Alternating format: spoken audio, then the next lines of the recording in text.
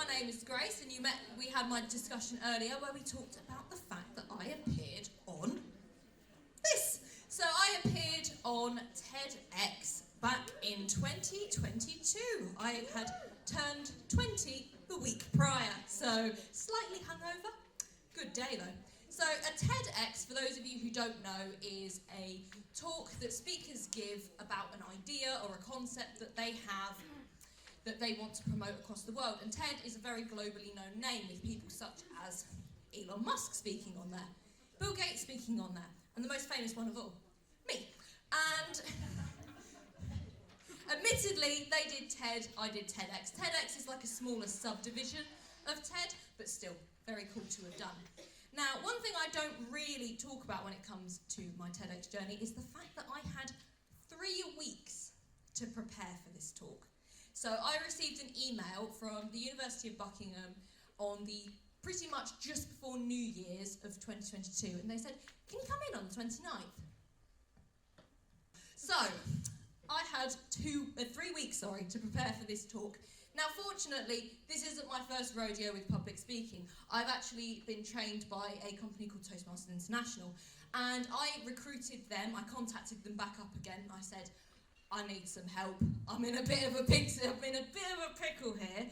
Can you guys help me out? So I had a mentor for 3 weeks, and today I'm going to be running through with you a very simple way to structure an effective speech.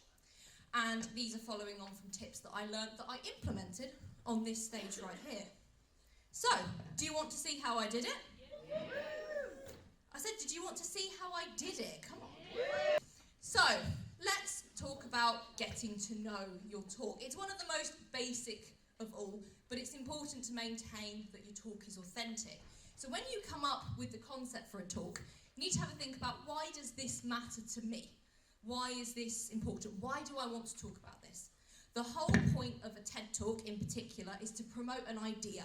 And if you're not promoting an idea you're not passionate about, why are you promoting it at all? Let's be honest here. So you need to be thinking about, how can this talk be passionate and be you and be exactly what you're looking for in a talk? I then took 3 different post-it notes and I wrote down these 3 different things. So the very basics, the aims of the talk. What do you want to bring from this? Just as I had mentioned earlier, what is your overall aim? Where do you want to take the audience to by the end of your talk?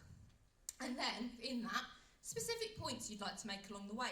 This could be a backstory, this could be some statistics, some further information, anything like that. The next one is bringing you into the talk. Again, bringing that vulnerability. How do I get the audience to connect with me?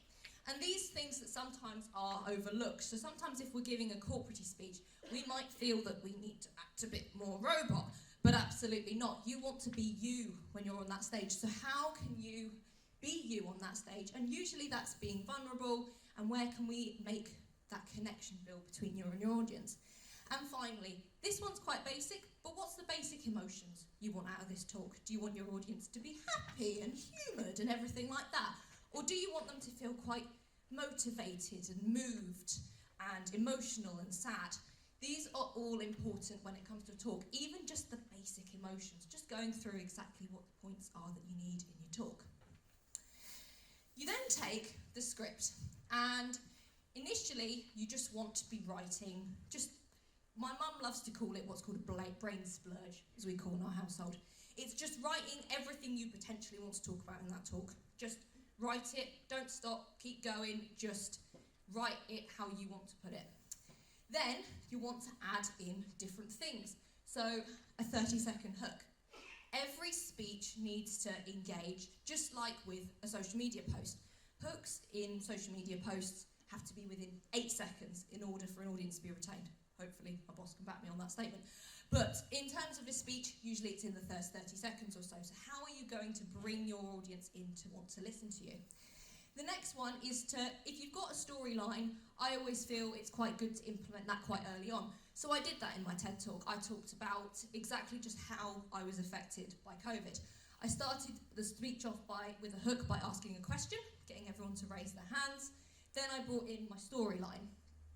And then, in terms of the actual content of the speech, keep reflecting on the 3 post-its that you wrote earlier. So are you implementing your aims, the specific points you want? Are you adding in your vulnerability? Are you bringing the audience along with you? And then finally, it's always good to end on an emotional and powerful note. In my TED Talk, I finished with a quote, I believe, at the end of my talk, but sometimes this can be maybe more of a statement or bringing something back that you talked about earlier. Maybe it's more of a storyline to pull at the heartstrings. You then take the script, and this is where it gets interesting here. You then take the script that you have and you grab a highlighter. You actually grab quite a few different coloured ones.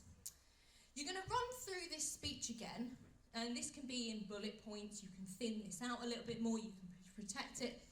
And I want you to highlight each time there's a change in the kind of pace in your story. Whether that may be you switch from talking about something emotional to then adding some statistics, or maybe you're just kind of changing the pace, you're talking about something different. Highlight when there's a different change that takes place. And now, from those different highlights, I then want you to look at them and adopt a character to them. Now bear with me on this one. So if you're talking about, say, maybe something that's happened in your past, you're bringing up, say, a story from your childhood, you may want to act a bit more like a grandma. You know, like old people, when they talk about stories from their past, they love to go into the little details and they love to really explain everything and add the sweet little notes to it and things like that. So have a think about, how can I make this part of my section a bit more old lady?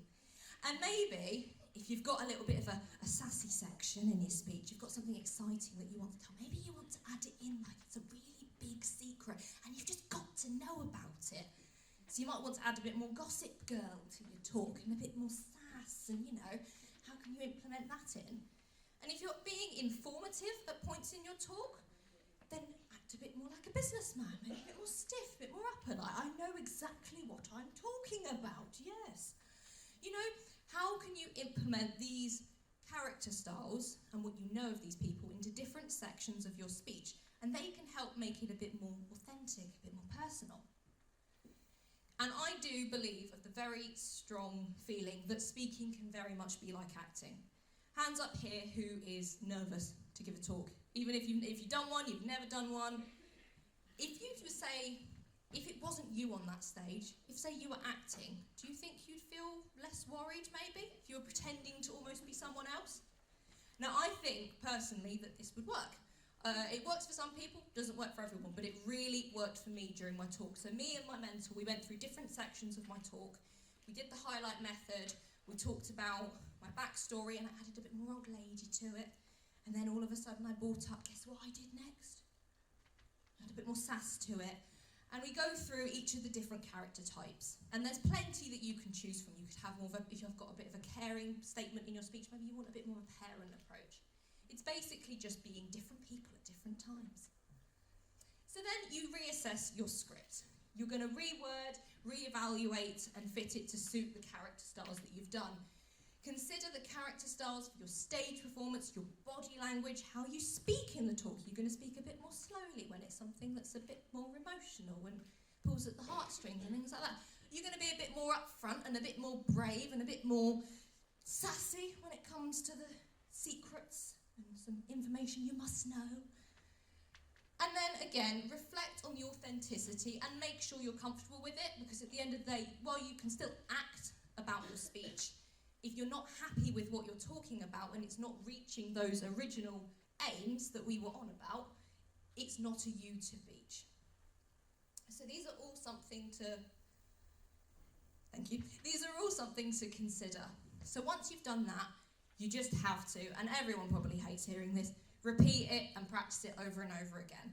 I remember for the full solid 3 weeks, it was every day that I was practicing this speech, because you don't get note cards on TED, you don't get a script, it's all from memory, and as TED Talk ranges from 12 to 15 minutes. So you have to remember 12 to 15 minutes of content in your head without anything else. I did fortunately have note cards during it, but I tried very hard not to rely on them. And then there's of course some practical tips that she left with me along the way. Take your script, but don't use it exclusively. This was something that I had to kind of learn on the spot when Ted told me I wasn't allowed to have a script, which wasn't very fun. But a script is always good to give a structure to your talk, but things could potentially go wrong, or maybe someone in the audience could ask a question, or maybe just the vibe's not quite right, so maybe you want to change things around a little bit. If you're not too used to walking around on the stage, and you may have noticed I've been doing it today, adopt a general figure of 8 motion across the stage. It's a very simple way, and obviously you do it quite slowly, but it's important not to be stiff like a board and stand here. You're not a priest, you're not giving a sermon. We are all gathered here today, but we are here to listen to you talk. So be yourself, move around the stage, have fun with it. And don't worry about forgetting things. This is one of the best things that my mentor ever taught me, was a line that says, now what I didn't tell you, you can use that line if you ever forget an important segment in your speech. It kind of adds like you pretended to forget, when in reality you did actually forget. And I did actually use this during my talk, because near the end of it I realised I'd missed out something from the middle. And I just kind of added it in, and no one really caught on, to be honest with you. But it's a really helpful little speech nugget. If you forget something and then halfway through the end you go, forgot that bit, you can just add in, now what I didn't tell you is that 65% of so-and-so. There we go. So, I hope you guys found that interesting. And I hope that maybe I'll see a couple of you on this stage next year, because, you know, Elevate to Success 2025, 14th of November 2025, mark that in your calendars, please. Keep me in work, please. And and I would love to also work with you. So not only am I a VA, I also do MC work. I also do voiceovers, all sorts of different things that you may want to work with me for. And yeah, it would be lovely to come and work with some of you guys. So this QR code here doesn't take you to my website, it instead just takes you to a Google form, so you can just fill out your information and then I'll get in contact with you. Otherwise, you can visit my website, which is annoyingly not on the bottom there, but it's just www.gracespicer.com.